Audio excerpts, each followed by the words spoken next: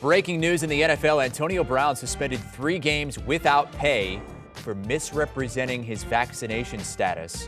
Now, he was already expected to miss at least the next 2 games with an ankle injury, so it's really not going to be that big of a blow on the field for the Bucs, but he is going to miss the next 3 games for sure now. Falcons, Bills, and Saints. The league also handing down suspensions to Bucs cornerback Mike Edwards and free agent defensive back John Franklin. Those suspensions effective immediately. The league says the players have waived their right to appeal.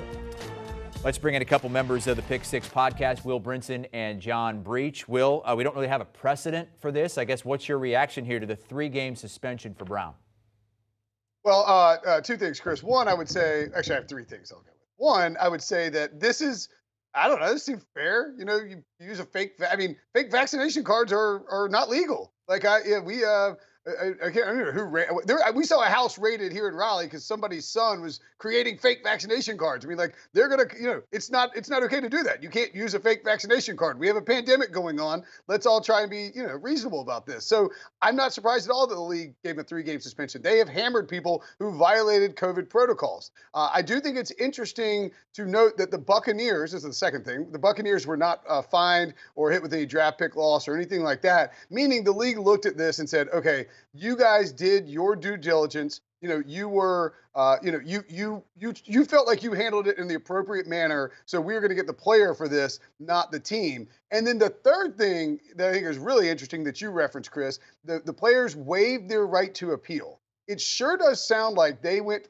to the league and said, look, what the Bucs did, or the Antonio Brown's people did, or the NFLPA did, and they said, hey, can you give a suspension right now? We will give us 3 games. We'll call the dogs off. Won't appeal because Antonio Brown was already missing 2 games anyway. Now he's going to be back for the stretch run of the regular season and, of course, for the playoffs. You don't have to worry about him being suspended for that if there's an appeal or if the investigation dragged out. So it sounds like this is a pretty good outcome for the Buccaneers, all things considered. Yeah, I would definitely agree with that, Will. It feels like Antonio Brown and the Buccaneers both got off easy. I mean, this was a chance for the NFL to make a statement and say, hey, look, fake vaccine cards won't be tolerated. As you said, it is illegal. It's a criminal offense that could lead to fines or whatever else for Antonio Brown. But from a football standpoint, this was a chance for the NFL to say, we're not going to tolerate this. Maybe hit Antonio Brown with a 6 or 8-game suspension, because 3 games in the situation the Buccaneers are in right now doesn't really mean anything. It doesn't hurt Tampa Bay at all. It doesn't hurt Antonio Brown at all. He's dealing with an ankle injury. He hasn't played since October.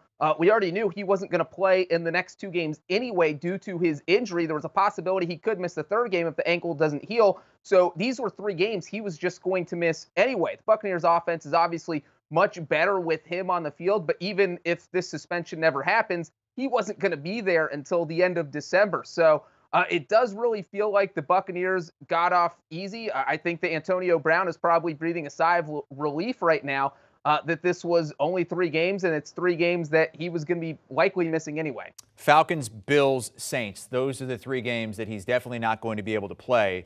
And then the 3 games he's eligible to return for at the end of the regular season: Panthers, Jets, and again against the Carolina Panthers, and of course the postseason as well. I think when people see this news, Will, the first thing they might think of is, okay, what's Aaron Rodgers going to get? Can you explain the differences? Because it's totally different here. How Brown went about his business and his fake vaccination card, and what Aaron Rodgers did when he verbally basically lied and said that he had been immunized. It's called massaging the truth, Chris. It's not lying. He basically lied. No, he said, he was asked if he was vaccinated. He said, I'm immunized. Now, what's interesting is I think in the case of Rodgers, so think about it like this. The Buccaneers told everybody, go get vaccinated. And everybody came to the Bucs with their vaccination cards and said, here's our vaccination card. I am vaccinated. We're good to go. Bruce Arians told publicly, said we are at 100% vaccination. So the Buccaneers were lied to by Antonio Brown and Mike Edwards. The players lied to the team.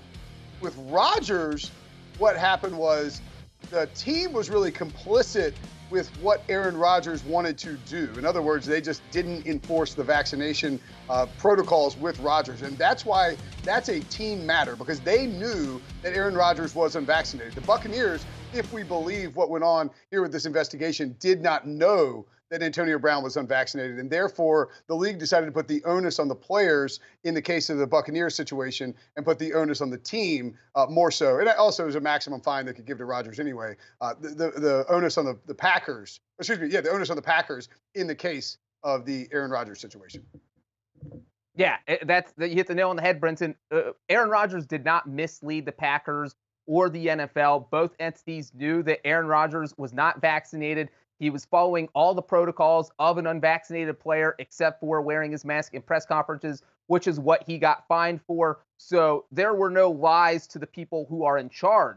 Whereas Antonio Brown just came out and showed up with a fake vaccine card and tries to pass it off as a real one, which worked for 3 months. And so that's the interesting thing, and why maybe he got off a little soft is because Antonio Brown gets away with this if he had just paid his chef back in July.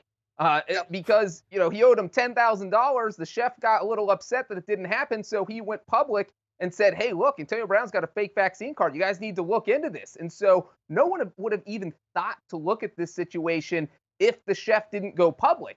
And so that means Antonio Brown got away with his fake vaccine card for 3 months. And because his suspension's only 3 games, an unvaccinated player this offseason might think, hey, I'll go get a fake vaccine card because the NFL's not going to notice. I'll just make sure I pay all my bills and my chef's not coming after me out in public. So, this doesn't feel like a punishment that deters future fake vaccine cards. But it is what it is. Antonio Brown lied to the team, lied to the NFL, and now he's got to face a 3-game suspension. All right, and we already knew he was going to miss at least 2 of those games. So really, it could end up being just a 1 on-field game suspension, though it is going to hurt in the pocketbook. He's not going to be paid for these next 3 games. Again, Antonio Brown suspended by the league for violating the COVID policy for 3 games. He'll be eligible to play the final 3 games of the regular season. Will Brinson, John Breech, thank you so much. I'm sure they'll be talking about this and much more on the Pick 6 podcast. Bucs are the favorites to win the Super Bowl once again. Plus 525. They've got the Falcons coming up this week.